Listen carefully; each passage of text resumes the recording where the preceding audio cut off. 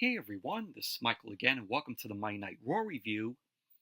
Monday Night Raw tonight was from the Toyota Center in Houston, Texas, and this was the last Monday Night Raw on the USA Network, because of course next week Monday Night Raw is moving to Netflix, which WWE is shaping up this first Monday Night Raw on Netflix to be one hell of a show, and I am looking forward to it. It is going to be a stacked show for next week for Monday Night Raw's debut on Netflix from LA. And Monday Night Raw tonight, I thought it was a decent show tonight. But tonight, we had Gable. He ended up taking on Otis, former tag team partner of his. We also had two of the semifinal matches in the Women's Intercontinental Championship Tournament, where the winners will face off in 2 weeks on Monday Night Raw and will be crowned the first ever Women's Intercontinental Champion. So the first semifinals match tonight, it was Dakota and she had taken on Zoey Stark.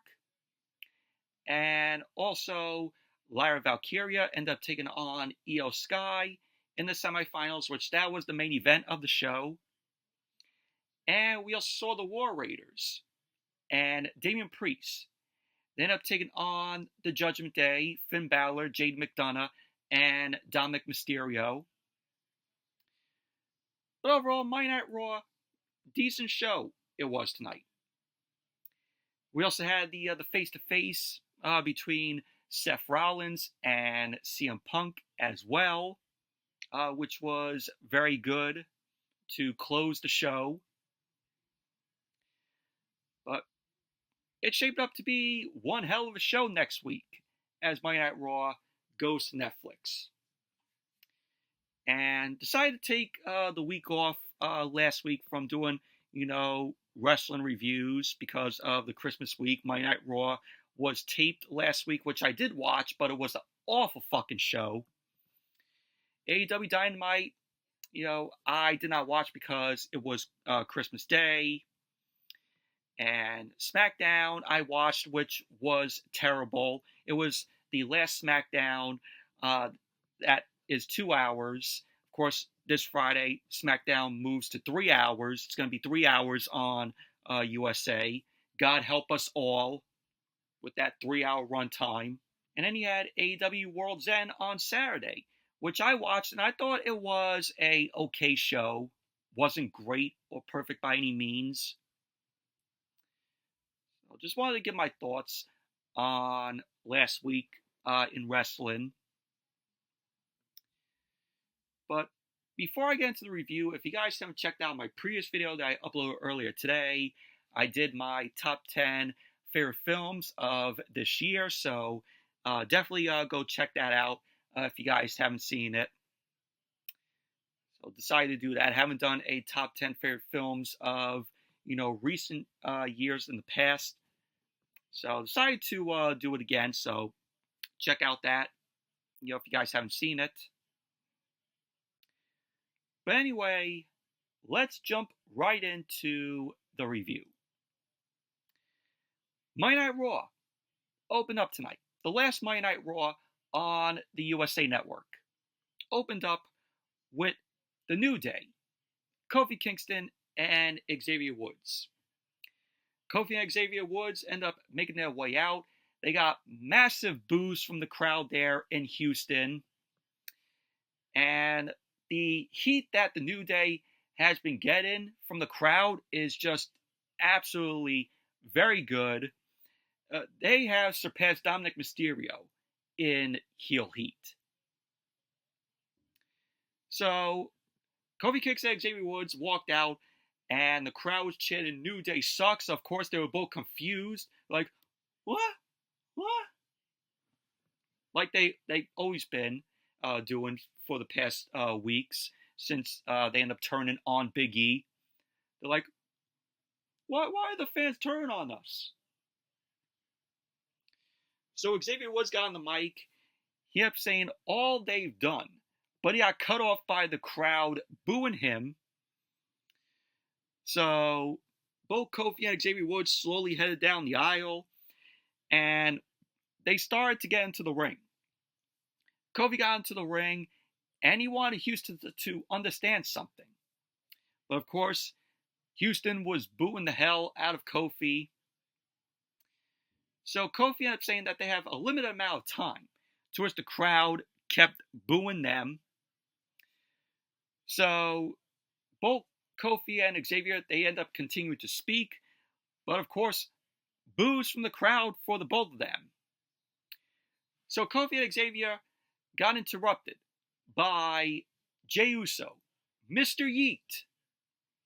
Jey Uso made his way through the crowd, and he made his way down to the ring. The crowd was fired up. They were happy to see Jey Uso. They were praising him doing that. But, that crowd reaction to Jey Uso, just taking his time, making his way down to the ring was just great. Yeah, that crowd reaction was awesome. So Jey Uso ended up getting to ringside. He got into the ring, and he ended up seeing a very confused and angry Kofi Kingston and Xavier Woods. Jey Uso led the crowd in a loud yeet. So Woods got on the mic, he ended up asking the crowd if they liked Jey Uso, to which the crowd ended up cheering. Woods then started to speak again, but of course, boos from the crowd. So Jey Uso got on the mic. He ended up asking Houston to quiet down to listen to what this chump has to say in Xavier Woods. So Xavier ended up saying that him and Jey go way back. But the crowd again booed Xavier Woods. So Woods ended up saying that he will not speak if the crowd keeps booing him. So then the crowd started chanting, "New Day sucks! New Day sucks!" So Jey Uso ended up saying that he goes way back with Xavier Woods. And he ends up going way back with Kofi Kingston. Jey Uso ended up saying that he has one thing to say to Woods and Kofi. And the one thing that Jey Uso ended up having to say to the both of them is that New Day sucks. So the crowd ended up cheering at that from Jey Uso. So Xavier Woods started to walk menacingly toward Jey Uso. But Kofi ended up holding Xavier Woods back. So the New Day then left the ring. Both Kofi and Xavier Woods exited the ring. Jey Uso was still in there. Jey Uso ended up saying that he has other problems to address, like Sol Sikoa and the new bloodline. He ended up saying that Roman, the OTC, will handle that. Jey Uso ended up saying that he has Drew McIntyre still messing with him and his brothers. So Jey ended up saying that he will handle that. So Jey Uso ended up calling McIntyre out for a yeet down. So then we saw Sol Sikoa. He appeared on the screen along with Jacob Fatu and Tama Tonga behind him. Sol Sikoa ended up telling Jey not to worry. He ended up saying that they made their mark last Monday, marking the beginning of the end. He ended up saying Jey Uso's boy, Sami Zayn, got too close and got dropped last Friday. Sikoa ended up saying that he did what he had to do to get Roman's attention. He ended up saying then Jey and Jimmy made a big mistake by going back to Roman after all he did to them. So Solo was like, they should have come back to the real bloodline.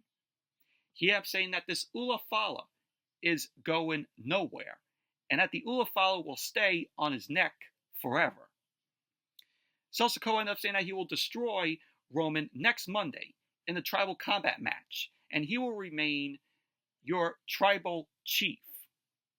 He ended up saying that Jey Uso and everyone else will acknowledge him. So the crowd ended up booing what Sol Sikoa had to say. So Jey Uso started to speak. And then we saw Drew McIntyre. Drew McIntyre came in through the crowd. He got into the ring and he attacked Jey Uso from behind. Drew McIntyre took his jacket off and he stood over Jay. McIntyre ended up saying that Jay called him out. He was like, what did he think would happen? McIntyre then started mounting some punches to Jey Uso. McIntyre ended up smiling as he stood over Jay. McIntyre went to the corner. He was sizing Jay up from the corner to hit the Claymore. Of course, Drew McIntyre was counting down 3, 2, 1. So McIntyre charged for the Claymore, and Jey Uso super kicked McIntyre down. Jey Uso started punching away at McIntyre. McIntyre then ended up taking Jey Uso down with the Glasgow Kiss. He then went into the corner. He was looking to do the Claymore, but refs and officials ended up running down to stop McIntyre. The officials ended up talking McIntyre down, and McIntyre agreed to leave the ring. So the refs and officials ended up accompanying McIntyre up the aisleway. McIntyre quickly turned, and he charged down to the ring. McIntyre then ended up delivering the Claymore to Jey Uso. He ended up telling Jay that he is next. So McIntyre left the ring, and he backed up the aisleway. And the officials ended up checking on Jey Uso, and that was how the segment ended. But overall, 10 minutes into the show, when the New Day and Jey Uso were in there, nothing of importance was, featured in those 10 minutes of the show. Same when Drew McIntyre ended up coming out. So Drew McIntyre came out and attacked Jey Uso, and that was pretty much that. Nothing of importance in this segment here. But the show started off hot, and this segment was only made better because of the crowd reaction that they were giving the New Day and the crowd reaction that they were giving Jey Uso. So this was just a crowd reacting segment here. But, from what I heard, they're going to give Drew McIntyre a big push heading into the new year. I read a report this morning that Drew McIntyre will probably face Cody Rhodes, and Cody Rhodes will probably drop the Undisputed WWE Championship to Drew McIntyre. I wouldn't mind that happening. So, but we're going to see Drew McIntyre, get a big push as we get into the new year. There's a lot of storytelling setting up for the new year. And then we saw Kathy Kelly. Kathy Kelly was backstage with American Made, Chad Gable, the Creed brothers, and Ivy Nile. Kathy Kelly ended up asking Chad Gable about facing his former protege in Otis.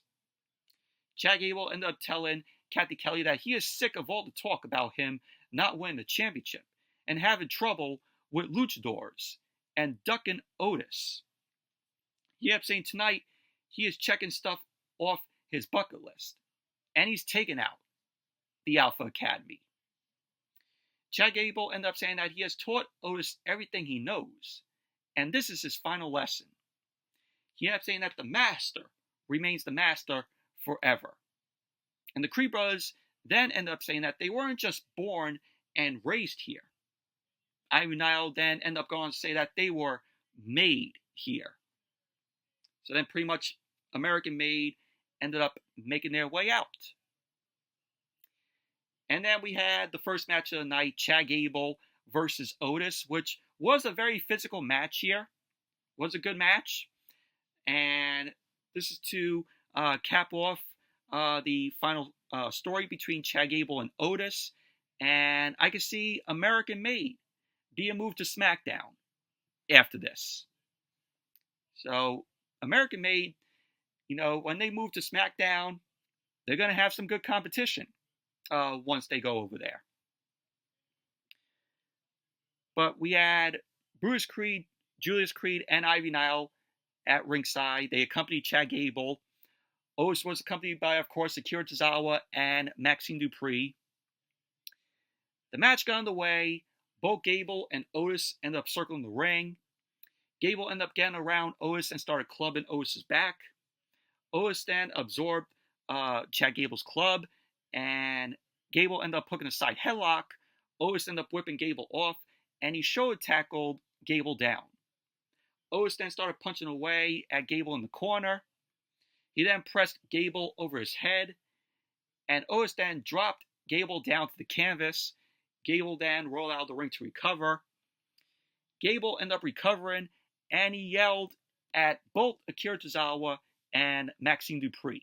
Otis then grabbed Gable, and he slammed Gable's face off the commentary table. Otis then whipped Gable into the steel steps, and then he ended up sending him headfirst into the ring post. Otis then brought Gable back into the ring. Gable then ended up attacking Otis as Otis got into the ring, and Gable started punching away at him. Otis then reversed the whip from Gable, and he sent Gable sternum first into the turnbuckles. Otis then grabbed Gable, but Gable ended up pushing Otis' hands off, and he ended up hitting Otis with a throat thrust.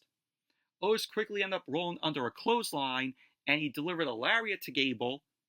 Otis then whipped Gable into the corner, and he ended up charging. Gable then moved out of the way, and Otis went shoulder first into the ring post. Gable then ended up going for a German suplex to Otis. Gable trying to lift a heavy guy in Otis, but he couldn't do it because Otis got out of that German suplex attempt. Gable then tied Otis' legs up in the ropes, and he hit the dragon screw. Gable then ended up going right on Otis' knee. Gable then ended up hitting a knee breaker to Otis and applied a leg lock. Gable then started talking some trash until Otis ended up finding out of that leg lock.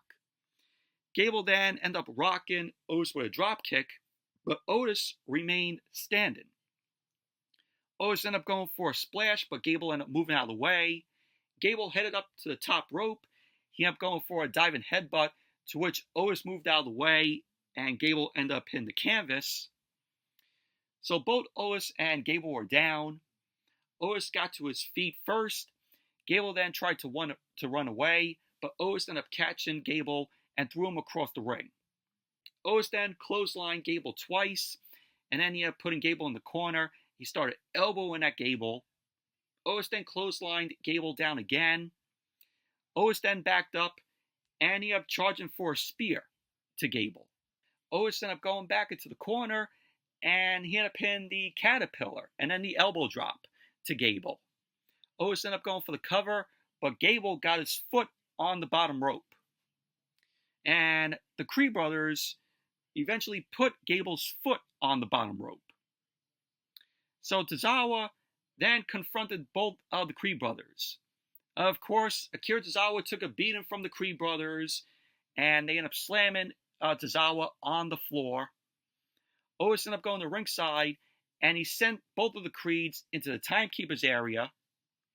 Maxime Dupree then ended up hitting Ivy Nile with a Luke Death press on the floor, and Maxime started punching away at Ivy Nile. Otis then got into the ring. Chad Gable ended up drop kicking Otis in his knee that was injured. Gable then ended up applying an ankle lock to Otis. Otis then ended up fighting off, and he turned onto his back, and then he ended up kicking Gable off. Gable then held onto the ankle, and he kept the hold applied on Otis, still in the ankle lock. Otis then turned over, and he kicked Gable out of the ring. The Creeds then got into the ring. Otis ended up sending both of the Creeds into the corner, and he sandwiched the Creeds with an avalanche. Otis then ended up hitting an exploder on Chad Gable into the Creed brothers. Otis then applied the ankle lock to Gable, to which Gable was shown screaming in pain. Gable ended up turning over, and he ended up kicking Otis in the head, to which Otis still kept the ankle lock applied on Gable. Gable ended up managing to pull Otis' throat first into the middle rope for Otis to break up the ankle lock. Gable then ended up hitting a German suplex to Otis. He then headed to the top rope. He dove off the top, but Otis ended up swatting Gable out of midair. Ivy Nile then ended up grabbing Otis' ankle, and he ended up getting dragged into the ring. So Gable ended up taking Otis down, and he grapevined Otis' leg. and Gable then applied the ankle lock. Otis ended up trying to fight off of the pain being locked in the ankle lock, but Otis had no choice but to tap out, so Chad Gable ended up winning the match.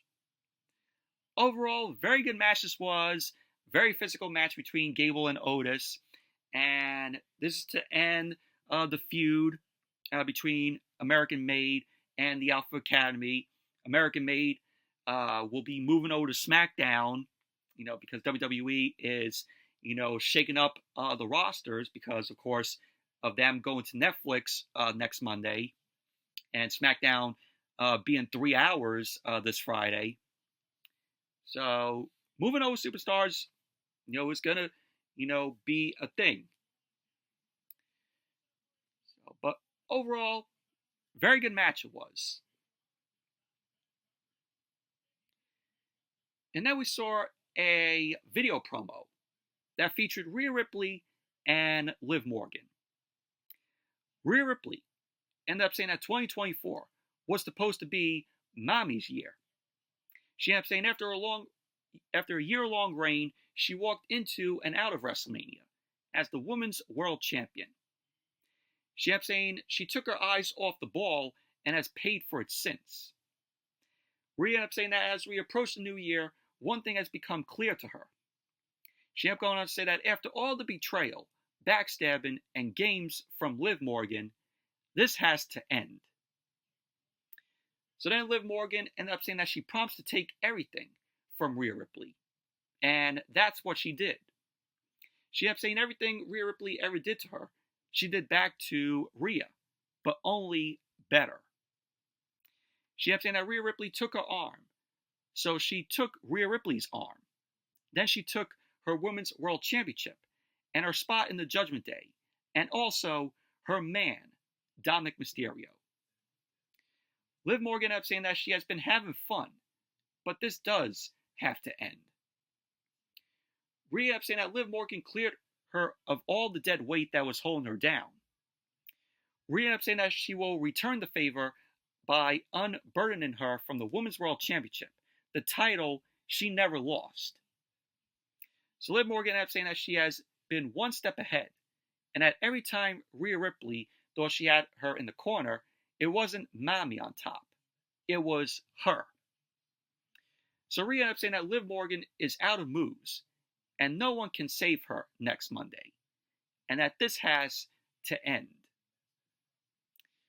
So there you go. That was the promo from both Liv Morgan and Rhea Ripley.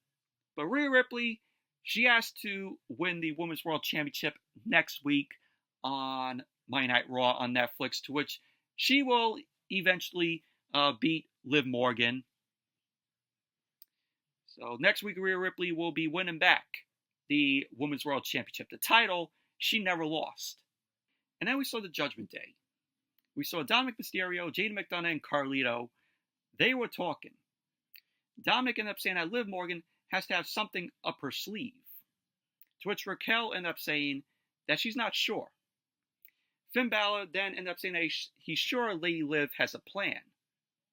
Balor ended up telling them that he has a plan for the War Raiders and also Damian Priest in their match later on in the night. Balor then insincerely ended up telling Raquel to let Liv Morgan know that he wishes her the best of luck next Monday. So they're all worried that maybe Liv Morgan will lose the Women's World Championship to Rhea Ripley next week. And we saw last week on the Christmas Monday Night Raw where the Judgment Day were in an argument because of Balor and McDonough losing the tag team titles to the War Raiders. And then we saw R-Truth versus Pete Dunne, which this was supposed to be a match, but the match never got underway. Thank God it didn't. Because R-Truth ended up making his way out. He did his whole, "What's up? What's up?" And then he got attacked by Pete Dunne in the aisleway. Pete Dunne started mounting some punches to R-Truth. Officials and refs ended up running down to pull Pete Dunne off of R-Truth. To which Pete Dunne ended up shouting, "I'm nobody's butch." So that was basically that. Thank God that match didn't happen. That would have been fucking awful. And then we saw Kathy Kelly. Kathy Kelly was with Io Sky and Dakota Kai. Kathy Kelly ended up asking if they've considered that they could face each other in the finals of the Women's Intercontinental Championship tournament. Dakota Kai ended up telling Kathy Kelly that she can't wait to knock Zoey Stark out of this tournament after what Pure Fusion Collective, Pure Shit Collective, did to Kairi Sane. Io ended up saying that if she faces Dakota Kai in the finals, it would be great. So then Kathy Kelly ended up asking Io about facing Lyra Valkyria, to which Io ended up saying that Lyra has her respect, but tonight is not going to be her night, and that the night belongs to Damage Control. So pretty much that was basically that. And then Wade Barrett and Joe Tessitore on commentary end up saying that this was the 44th TV sellout and the 66th overall event sold out this year for WWE, which is awesome for them. So some nice little news there. And then we had Zoey Stark versus Dakota Kai in the semifinal match in the Women's Intercontinental Championship Tournament. Zoey Stark ended up coming out along with Pure Shit Collective with Sonya Deville and Shayna Baszler by her side. But both of them ended up heading to the back, and Zoey Stark ended up just walking down. And of course, if you remember 2 weeks ago, Pure Shit Collective took out Kairi Sane backstage, eliminating Kairi from the Women's Intercontinental Championship Tournament. So the match itself, it was a decent match here. So the match got underway. Dakota Kai ended up immediately taking Zoey Stark down with a pump kick. Dakota Kai started clubbing away at Zoey Stark. Stark ended up reversing the whip into the corner, and she ended up hitting some shoulder thrust to Dakota Kai's midsection. Dakota Kai then ended up reversing the whip into the opposite corner. She ended up trying to go for a monkey flip, but Zoey Stark ended up landing on her feet. Dakota Kai then quickly clotheslined Zoey Stark down, and she swept Zoey Stark's feet before kneeing Zoey Stark in the chest. Dakota Kai ended up going for a suplex on the apron, but it got blocked by Zoey Stark. So Zoey Stark ended up delivering a super kick to Dakota Kai. Zoey Stark then attempted a German suplex on the apron, but Dakota Kai ended up getting out of that. Zoey Stark then lifted Dakota Kai, but Dakota Kai ended up sliding into the ring, and she ended up kicking Zoey Stark in her head. Dakota Kai then hit the ropes, but Zoey Stark ended up wiping Dakota Kai out with a springboard missile dropkick, to which Dakota Kai ended up rolling out of the ring to recover. So then Monday Night Raw went to commercial. Of course, they did the picture-in-picture during the commercial. So then, as Monday Night Raw came back from the commercial, Zoey Stark ended up taking Dakota Kai down. Zoey Stark then kicked Dakota Kai in the face. Dakota Kai came back and then ended up blocking a punch, and she started forearming away at Zoey Stark. Dakota Kai then ended up hitting a pair of clotheslines. She then ended up blocking a kick from Zoey Stark, and she ended up sweeping Zoey Stark down. Dakota Kai then ended up hitting a chiropractor, which was followed by a Dakota kick to Zoey Stark's face. Dakota Kai then ended up hitting a boot in the corner to Zoey Stark, and she ended up going for the cover, to which Zoey Stark ended up kicking out. At the end of the match, Zoey Stark ended up avoiding an attack by Dakota Kai. She ended up going for a springboard move to Dakota, but Dakota ended up super kicking Zoey Stark out of midair as Stark ended up coming off the top. So Dakota then connected with a go-to kick onto Zoey Stark. She went for the cover. And there you go. Dakota Kai ended up winning the match, and she advances to the finals of the Women's Intercontinental Championship Tournament. And she will face either Io Sky or Lyra Valkyria.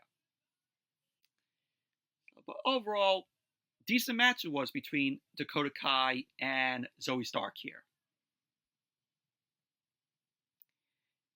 And then we had a video of a look back at Monday Night Raw on the USA Network.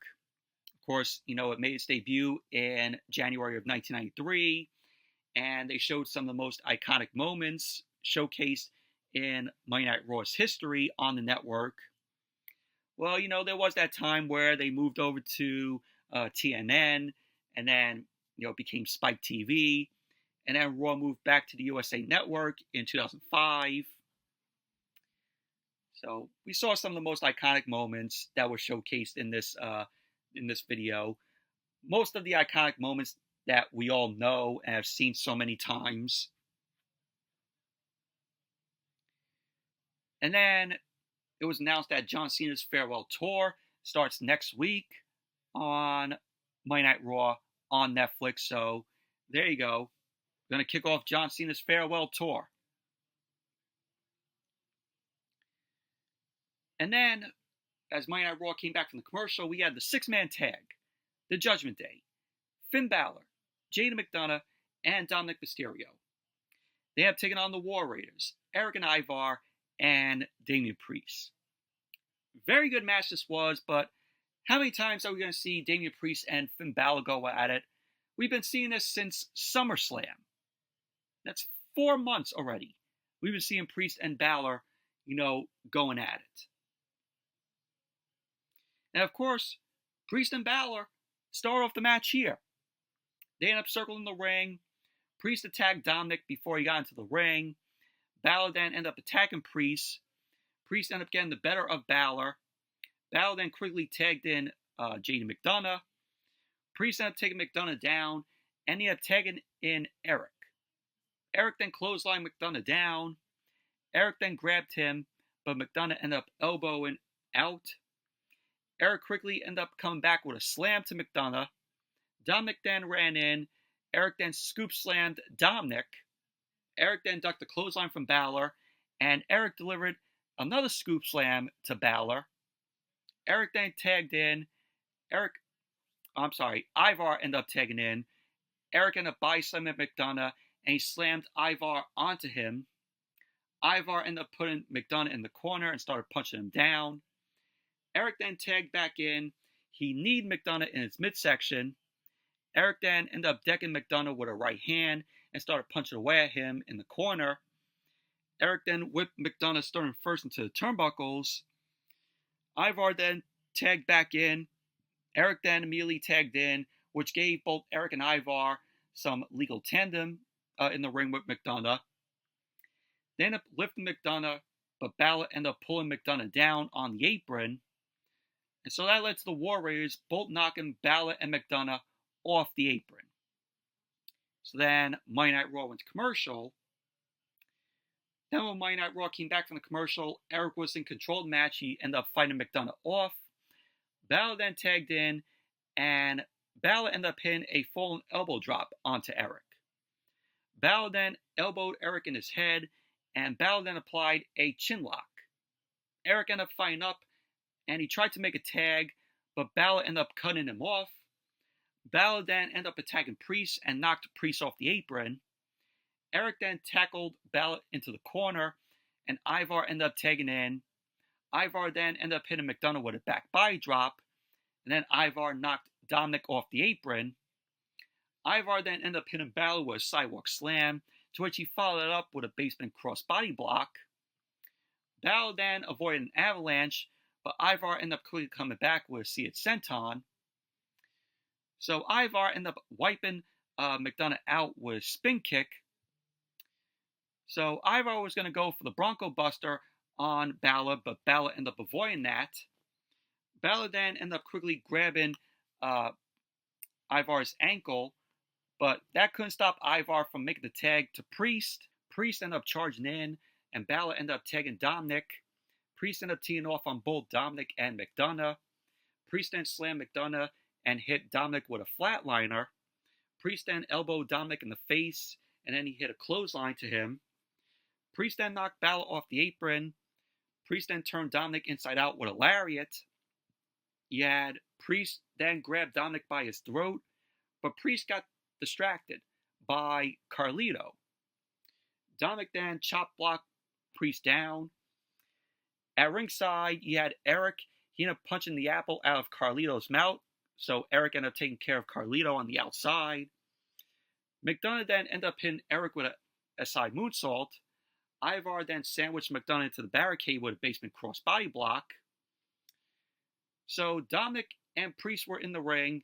Dominic ended up carrying the Razor's Edge from Priest. He turned that into a Hurricanrana, which drove Priest down to the canvas. So Dominic ended up going for the 619, but Priest caught Dominic. Ended up delivering the spinning South of Heaven to Dominic. He went for the cover.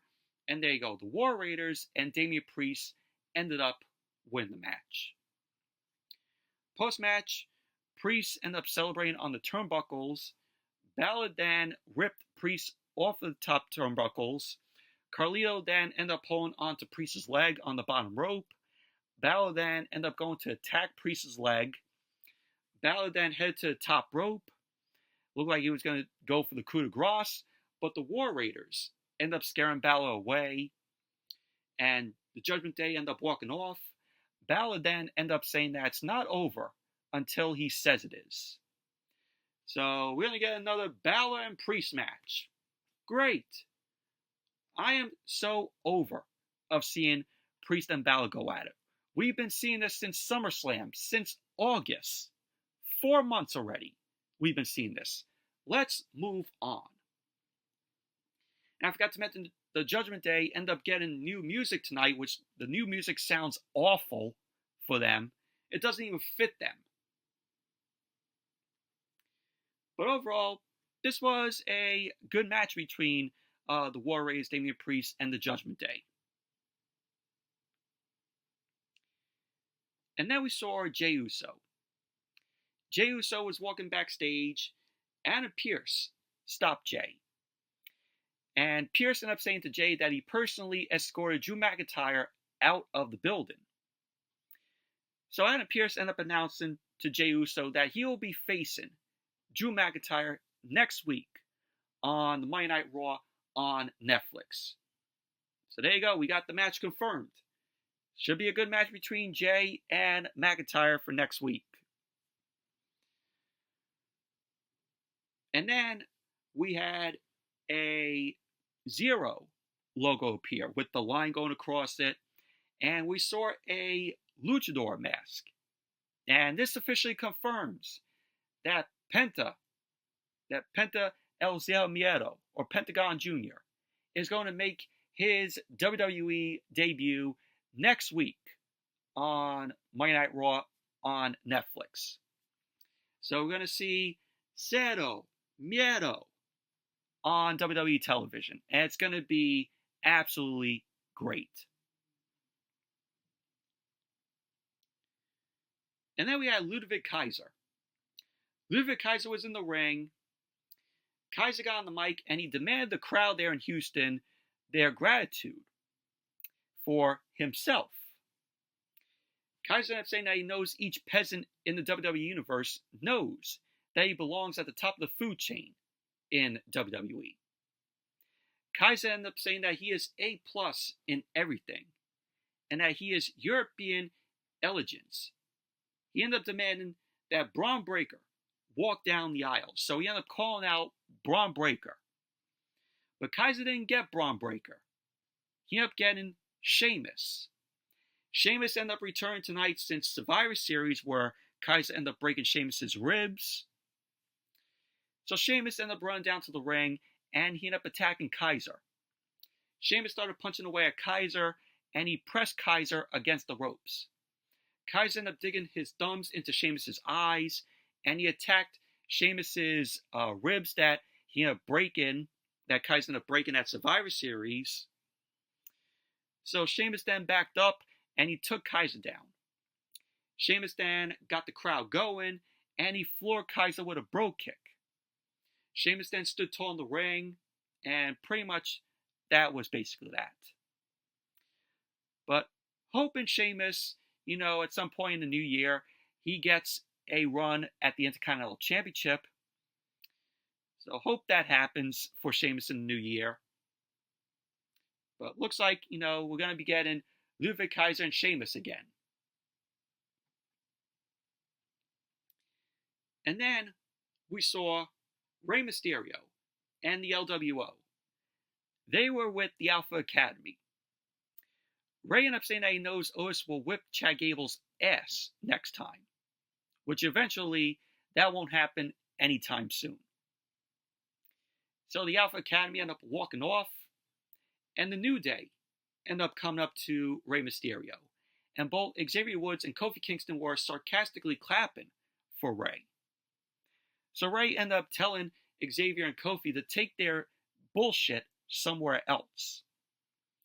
Kofi then ended up asking if Rey will have his crew attack them. He was like, is that what a locker room leader does? And Rey ended up saying that being a locker room leader is shutting down the massive egos. He ended up saying that if they're feeling froggy, he'll jump with one of his partners. So the New Day end up making fun of the other members of the LWO, and they end up saying that they'll see Rey and his crew soon. So we're going to get Rey Mysterio and two of his guys from the and one of his guys from the LWO against Xavier Woods and Kofi Kingston at some point.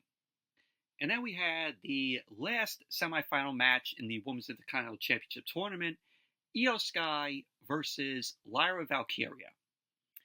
And this was a good match here. Io and Lyra end up starting off the match, circling the ring. Both women end up blocking up. Lyra ended up taking Io Sky down, and she started attacking Io's arm. Lyra ended up hitting a headlock takeover, but Io ended up grapevining Lyra's head. Io ended up hitting a headlock takeover, but Lyra ended up grapevining Io's head.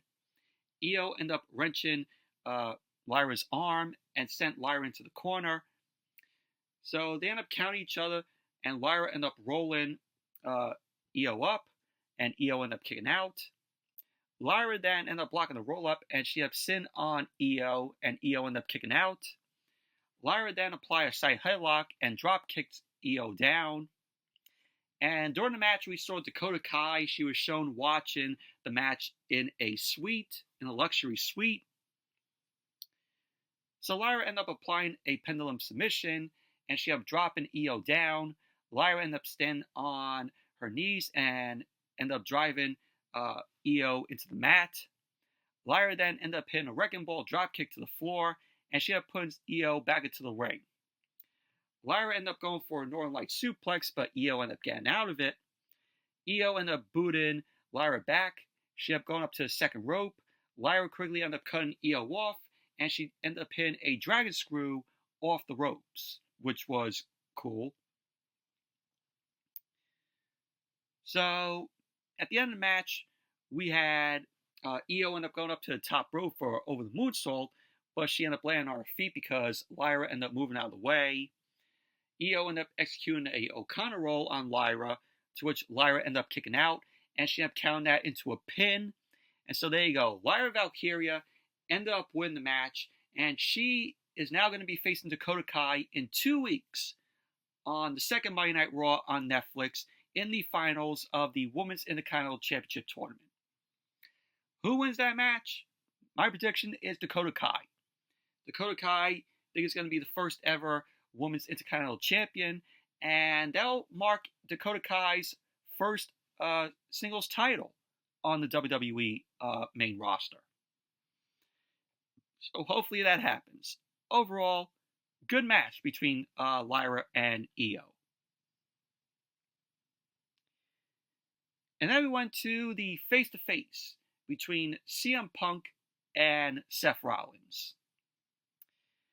So Seth Rollins ended up getting on the mic, and he welcomed the crowd to Monday Night Rollins. He ended up saying tonight on the last episode of Monday Night Raw in 2024 and on the USA Network, he wants to go out with a bang. Rollins ended up saying that 1 week from tonight, the biggest fight in the sport, 10 years in the making. The voice of the voiceless takes on the visionary. He ended up saying the Second City Saint battles the Monday Night Messiah. The self-proclaimed best in the world versus the real best in the world. It will be CM Punk versus Seth frickin' Rollins. So Rollins ended up saying that after next week, you know where you can find him. Rollins ended up saying that he will be on Raw, and the Monday after that, and the Monday after that. He ended up saying that he'll be fighting in this ring, because that's what he does. Rollins ended up saying that if things don't go Punk's way, what will he do? Maybe he'll cry about it, whine about it, take 10 years off, take his ball and go home. So that led to CM Punk coming out. Big ovation from the crowd there in Houston for Punk. So Punk ended up getting into the ring. He stared down at Rollins. Punk then ended up asking, took his ball and went home? That's the most industry planned cliche bootlicker line he's heard. He kept saying, what paragon of virtue gave Rollins that? He kept saying, who originally said that, trying to turn people against the boys? He kept saying, did Stone Cold Steve Austin take his ball and go home? Punk kept saying that he hasn't seen the man around here in a while. Did she take her ball and go home? Of course, he was talking about Rollins' wife, of course, Becky Lynch. To which maybe we get, Becky Lynch returning next week on the Monday Night Raw on Netflix. So Rollins ended up saying that he wants to tell the 15,000 strong in Houston that Punk abandoned them. And he kept saying in reality, he wants to cry because Punk abandoned him. He kept saying that Punk was sick and tired and left this place. Rollins ended up saying that he stayed and ate it. Punk ended up saying that he has no regrets and that he doesn't want to talk about the last 10 years. He was like, let's talk about the last 10 months. Punk was like to Rollins, oh, how's your neck and knee? How are your insides? He kept saying to Rollins that he saw Bronson Reed hit him with 6 tsunamis. Punk was like, how is Rollins' pride? Because he didn't get revenge on Bronson Reed. Punk ended up saying that he broke Bronson Reed's ankles at War Games. So Rollins ended up laughing. He had motioned that Bronson Reed broke his ankles coming off the cage. So Punk ended up saying that he believes in himself and that Rollins is a self-professed martyr. Punk ended up saying that he came back and said that he came back here for money, not friends. He kept saying next week he will make a buttload of cash by making Rollins the victim he so badly wants to be. So Punk ended up calling Rollins little brother. So Rollins was like, he was laughing. He was like, the little brother crap isn't going to work anymore for him. He kept saying the difference between Punk and everyone else that left is they actually did leave. And he kept saying that his wife is taking a break to raise a kid, which Punk would know nothing about. Rollins was like, Stone Cold Steve Austin said leaving was the biggest mistake he ever made. And Austin understands change. He kept saying Punk wanted this place to die with the echoes of his name. He kept saying that Punk went on his buddy's podcast to try to tear this place down. Then he took a big chunk of change to join the competition. How did that work out for him? So, of course, Punk, mentioned about, going over to join the competition, of course, referencing AEW. So, he kept saying Punk wants to call Rollins a martyr, but he's never felt ashamed of what he did. Rollins kept saying that he fought and stayed. And that's how revolutions are made, not by cowards who abandon their families. So Rollins was like, now Punk wants to come back and wave the flag with the rest of them? No way. So Rollins ended up saying that Punk can't big brother him anymore because he is the big brother. Rollins ended up saying that he is the big brother and that Punk will take another 10 years off after January 6th. But it's because he made a decision for Punk. So Punk was like to Rollins, you can recognize the pioneers because of the arrows on their back. He kept saying that he was the first one through the wall and got bloody for it. And Punk ended up saying that Rollins wouldn't be here if it wasn't for him. Punk ended up saying that he loved the place he worked at, but hated the guy in charge. He ended up saying that guy loved Rollins. Of course, Punk was mentioned about Vince McMahon. He ended up saying that in situations where Rollins should have had his back, and all he did was shoot arrows into it. And he ended up saying that Rollins shows his true colors by stabbing Roman Reigns in the back. He ended up saying now he's dressed like an idiot trying to play the victim in a situation he created. So Rollins ended up saying that he's never said this to Punk's face. He ended up saying once upon a time, Punk was a pioneer. Now he is a cancer to the locker room. And he kept saying that he has a cancer to Rollins' brain and this business. He kept saying that cancer does not cure itself. Rollins kept saying that the only way to defeat it is to cut it out. He kept saying that in 1 week, Punk can bring his arrows. Rollins kept saying that he will bring his eyes of fire and heart full of rage and hate and burn Punk to the ground. So the final Monday Night Raw on the USA Network and the final Raw of this year ended with both Punk and Rollins staring at each other's eyes, and that was how the segment ended. Overall, this was a fantastic segment here. This really sold us on the match for next week. This is a WrestleMania type match here with Punk and Rollins, and they're both going to deliver next week. And I see this match being a co-main event. I think the main event is going to be the Tribal Combat match. So this is going to be the co-main event, Punk and Rollins. This match is going to be the co-main event to the Tribal Combat match. But fantastic segment this was to close out the final Monday Night Raw of the year and the final Monday Night Raw on the USA Network. But Monday Night Raw, decent show it was tonight. And very much looking forward to Monday Night Raw next week on Netflix.